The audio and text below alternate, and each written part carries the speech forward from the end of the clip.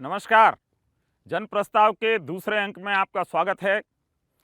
आइए हम मिलकर सबसे पहले दोहराते हैं उस प्रस्ताव को जिसे लागू कराकर हमें देश में एक सामाजिक सुरक्षा का वातावरण तैयार करना है।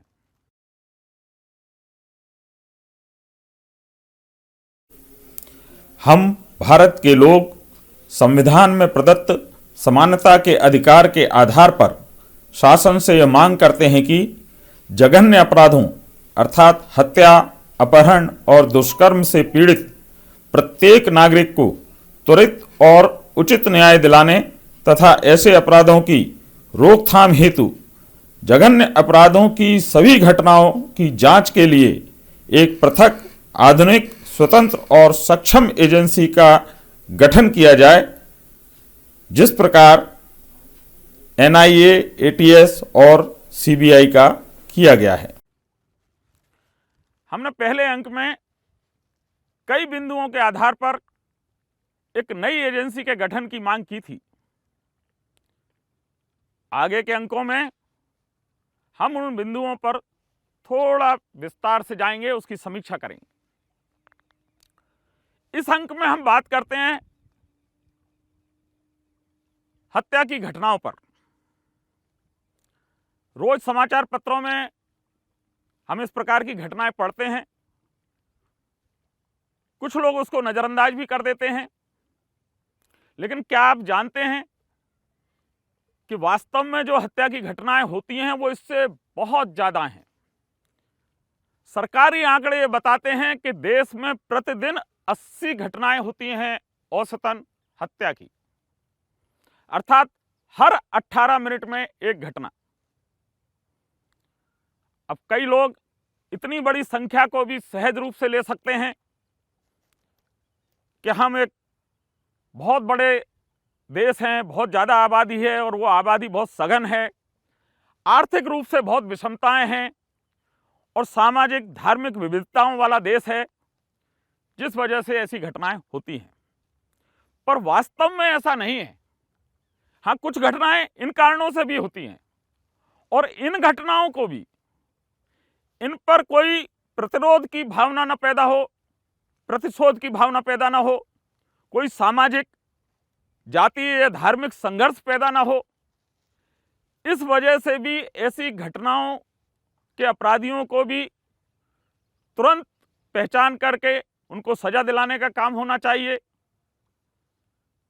त्वरित न्याय मिलना चाहिए, जो कि वर्तमान एजेंसी है जो पुलिस की, उसके द्वारा नहीं हो पा रहा है।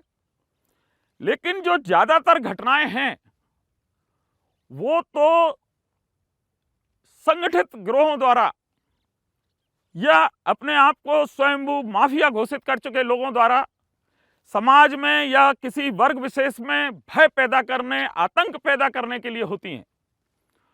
और वो पैदा होने के बाद उस वर्ग का सामाजिक रूप से, राजनीतिक रूप से, आर्थिक रूप से या अन्य रूप से शोषण किया जाता है, जो लंबे दौर तक चलता है और उनका कहीं कोई शिकायत दर्ज नहीं होती। तो आप समझ सकते हैं कि ये जो हत्या की घटनाएं हैं वो केवल जिस व्यक्ति से के साथ घटित होती है उसके परिवार को ही प्रभावित नहीं करती, बल्कि लगभग पूरा समाज इससे प्रभावित है। आज हम देखते हैं कि ऐसे अपराधियों की पहुंच राजनीतिक स्तर तक ही नहीं है, बल्कि स्वयं वो राजनीति में शामिल हैं, कई सदनों में प्रतिनिधित्व करते हैं। इसकी वानगी के रूप में मैं एक उदाहरण देना चाहता हूं। आप नेट पर जाएं और सर्च करें चंदा बाबू सीवान के नाम से। सीवान एक जिला है बिहार में, वहां पर लोकसभा का प्रतिनिधित्व करते थे सैयद शहाबुद्दीन। चंदा बाबू का उनसे व्यक्तिगत परिचय भी था। चंदा बाबू शासकीय कर्मचारी थे। उनके परिवार में जो बाकी लोग थे वो और उच्च पदों पर थे। उनकी पहुंच या परिचय मुख्यमंत्री तक से था, संभ्रांत परिवार के थे। लेकिन उनसे शहाबुद्दीन ने 2 लाख रुपए की मांग की, इसलिए क्योंकि चंदा बाबू ने अपना एक नया मकान बनाया था। चंदा बाबू की गैर मौजूदगी में जब उनके बच्चों ने थोड़ी आनाकानी की तो शहाबुद्दीन के लोगों ने उनके साथ मारपिटाई की, और जब इस मारपिटाई का भी थोड़ा विरोध किया उन्होंने, आप सोचिए उस मारपिटाई का विरोध करना इतना नागवार गुजरा, उनको अपने अहम को इतनी ठेस लगी शहाबुद्दीन को कि अपने प्रभुत्व जो उनका कायम है, जो दबदबा बादशाहत कायम है, उसमें कमी ना आ जाए। तो इसको सिद्ध करने के लिए उन्होंने चंदा बाबू के दोनों बच्चों को तेजाब में नहलाकर उनके टुकड़े टुकड़े करके और बहा दिया।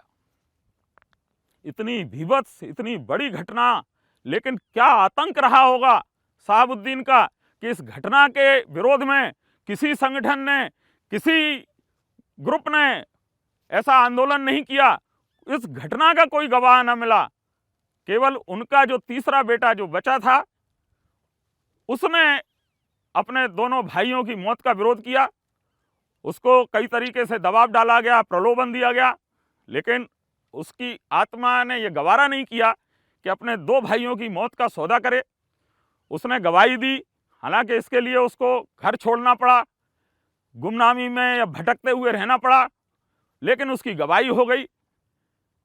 हालांकि उसके बाद उसकी भी हत्या हो गई शहाबुद्दीन के लोगों द्वारा।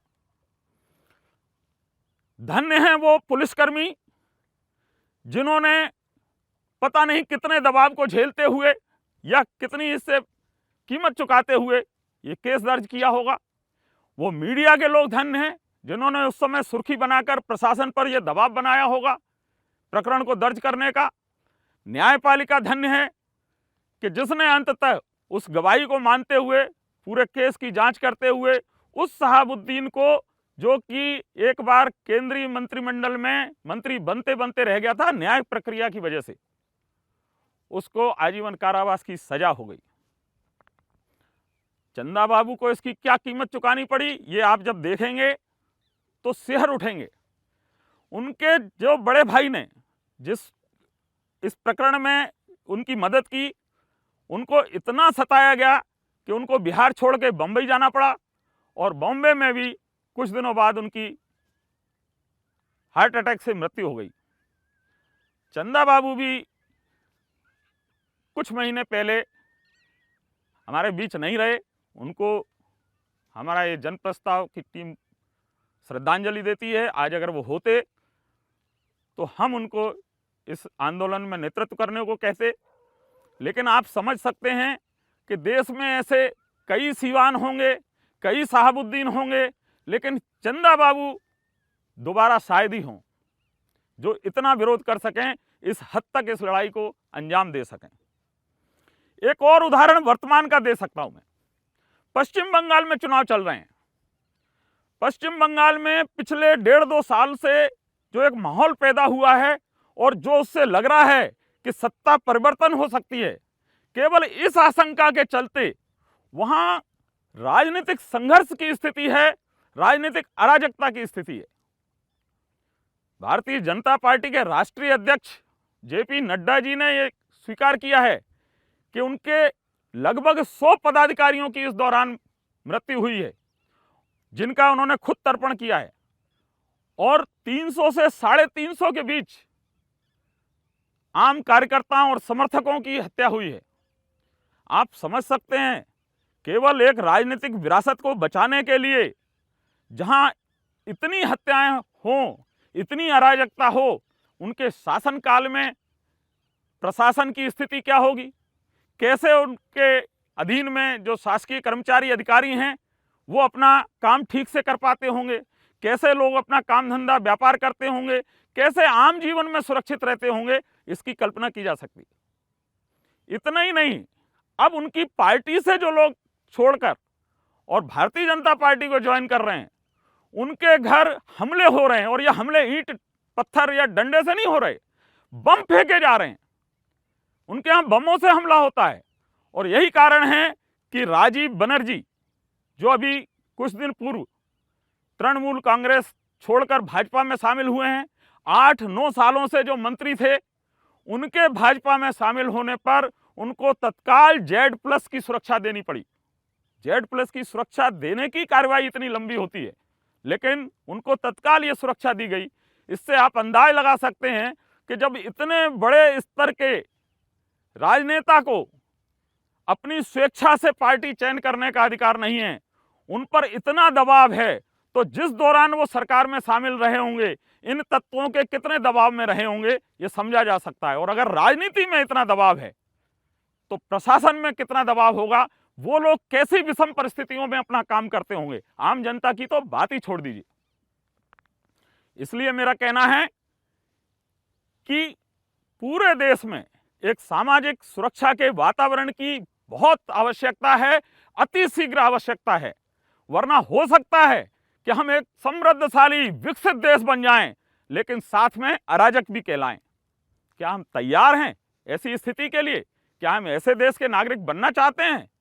क्या हमें अपनी राजनीतिक इच्छा शक्ति को व्यक्त करने की आजादी नहीं होगी? क्या हम सत्ता परिवर्तन इस कीमत पर करेंगे? बिहार के चुनाव में भी हमने देखा है कि जो सरकार चली आ रही थी उससे आप खुश हों या असंतुष्ट हों, लेकिन यह याद दिलाया जाता था कि अगर वो सरकार दोबारा नहीं बनी तो आप वापस जंगल राज में चले जाएंगे, जिसको जंगल राज पार्ट 2 कहा गया। मतलब स्थिति कितनी गंभीर है कि आप सत्ता परिवर्तन नहीं कर सकते इस डर से कि कहीं अराजकता ना हो जाए, और कहीं सत्ता परिवर्तन की आवश्यकता इसलिए है कि उस अराजकता से मुक्ति पाना है। बाकी सब मुद्दे गौण हैं जो कि लोकतंत्र में उठाए जाने चाहिए चुनावों के समय, जिनका महत्व होना चाहिए। तो स्थिति बहुत गंभीर है। ये जनप्रस्ताव एक ऐसा मंच है जिसके द्वारा आप सब संगठित होकर और इसका विरोध कर सकते हैं, इससे मुक्ति पा सकते हैं। एक बात और ध्यान रखने की है, जैसे किसी क्षेत्र में बहुत आग लगी हो तो उसको बुझाने का प्रयास ना आग से ग्रसित क्षेत्र से किया जा सकता है, न जहां तक उसकी तपिश तेज है वहां से किया जा सकता है। आग वहीं से बुझाई जा सकती है जहां उसकी तपिश कम है। आप इस बात का मर्म समझ रहे होंगे। आपको हर क्षेत्र से इसके खिलाफ आवाज उठानी है। आपके क्षेत्र तक अगर तपिश कम है तो आप खुलकर आ सकते हैं, इस आग पर जम के बौछार डाल सकते हैं और इसको ठंडी कर सकते हैं। लेकिन इस मंच पर यह सुविधा भी मौजूद है कि अगर आप कड़ी तपिश वाले क्षेत्र में हैं, यहाँ की आग से ग्रसित वाले क्षेत्र में हैं, तो भी चुपचाप इस जनप्रस्ताव को सब्सक्राइब करके, इसको फॉरवर्ड करके, लोगों से इसमें अपनी राय देकर कुछ छींटे तो डाल ही सकते हैं इस आग पर। लेकिन हर हालत में हमें ये जघन्य अपराध की जो आग देश में धधक रही है, इसको काबू में पाना है। आप सब लोग साथ रहेंगे तो ये अति शीघ्र हम कर पाएंगे। हम होंगे कामयाब एक दिन।